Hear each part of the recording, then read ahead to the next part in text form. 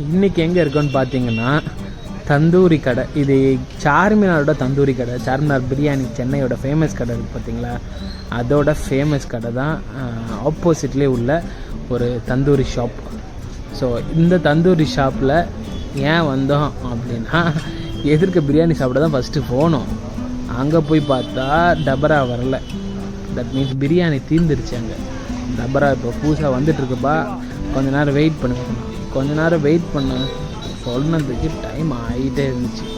Almost பார்த்திங்கன்னா ஒரு 20-25 minutes ஆகிட்டே இருந்துச்சு. சரி, பிட்வீனில் எதிர்க்க போய் வட தந்தூரி சாப்பிட்டு ரொம்ப நாள் ஆச்சு இவங்ககிட்ட அப்படின்னு சொல்லிட்டு, ஆல்மோஸ்ட் அந்த ஸ்கூல் படிக்கிற பீரியட்லேருந்தே நாங்கள் இந்த தந்தூரி சாப்பிட்ருக்கோம். லைக் ஒரு 10 to 12 years பேக்குன்னு சொல்லலாம். அப்போத்துலேருந்தே நாங்கள் இங்கே ரெகுலராக தந்தூரி நான் சாப்பிடுவோம். ப்ரைஸ் ரொம்ப கம்மியாக இருக்கும். நான் ஒரு 10 ரூபா, தந்தூரி மேபி நான் ஒரு 70 இருக்கும் நினைக்கிறேன் கோட்டர் வாங்கினா, அவ்வளோதான். இப்போ இந்த கடையில் பக்கத்துலேயே மட்டன் பிரியாணி போட ஆரம்பிச்சிட்டாங்க. மட்டன் பிரியாணி எதிர்க்க ரொம்ப கூட்டமாக இருக்குல்ல சிக்கன் பிரியாணிக்கு, ஸோ அதனால் இங்கேயே மட்டன் பிரியாணியை வச்சு போட ஆரம்பிச்சிட்டாங்க. மட்டன் பிரியாணி அன்றைக்கி போகும்போது நாங்கள் வந்து இது இல்லை என்ன சொல்கிறது, சிக்கன் பிரியாணி இல்லைனா மட்டன் பிரியாணி பக்கத்துலேயே வச்சு போட ஆரம்பிச்சிட்டாங்க.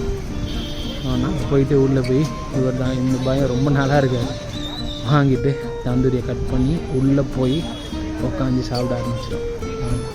பட்டர் நான்லாம் எல்லாமே பட்டர் நான் தான் நினைக்கிறேன் 10 ரூபா 12 ரூபா அந்த 15 ரூபா ரேட்டுக்குள்ளே தான் இருக்கும்.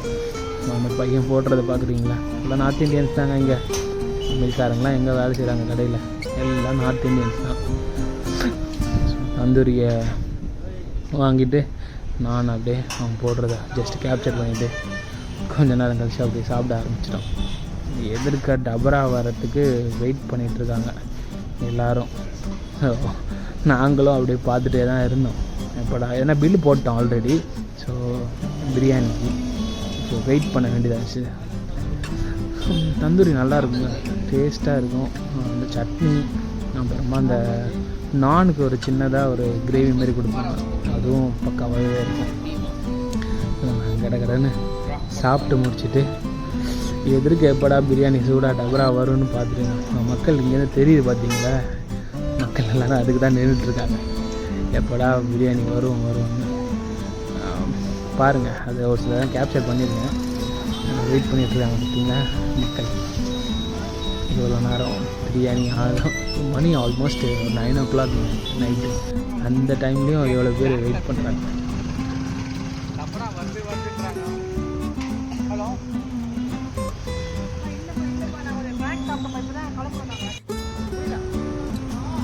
ஸோ ஃபைனலி எல்லோரும் எதிர்பார்த்த மொமெண்ட் வந்துச்சுங்க. டபரா ஹேஸ் அரைவ்டு. இப்போ எல்லோரும் கூட்டத்தை பாருங்கள், பாய்கிட்ட போய் தள்ளாடுற கூட்டத்தை பாருங்கள், காட்டுறேன் பாருங்கள்.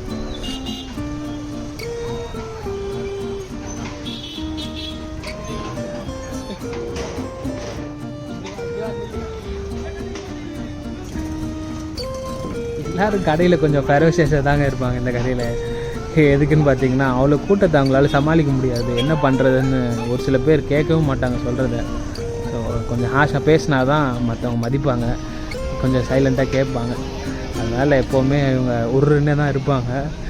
ஆனால் பிரியாணி வறுத்துங்க, அவனை உருன்னு முறைச்சாலும் அவனுங்க மூஞ்சில் தான் போய் பார்க்க வேண்டியதாக இருக்கும் எல்லா வாட்டியும். என்ன பண்ணுறது, நாங்களும் நிறைய வாட்டி சண்டை போட்டிருக்கோம். பட் பிரியாணி நல்லா இருக்குல்ல, திட்டு வாங்கலாம், பிரச்சனை இல்லை.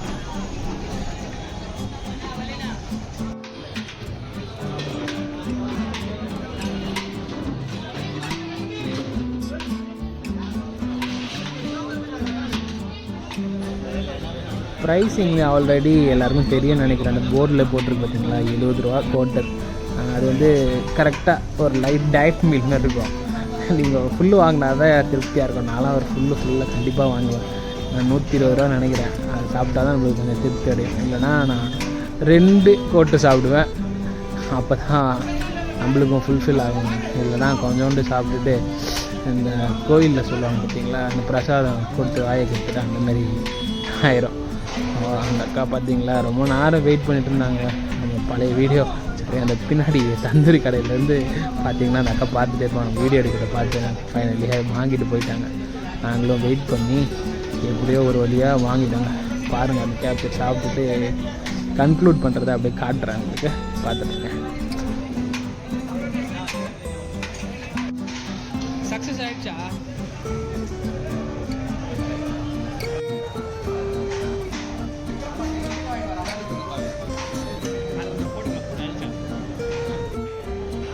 At last the lion got its food.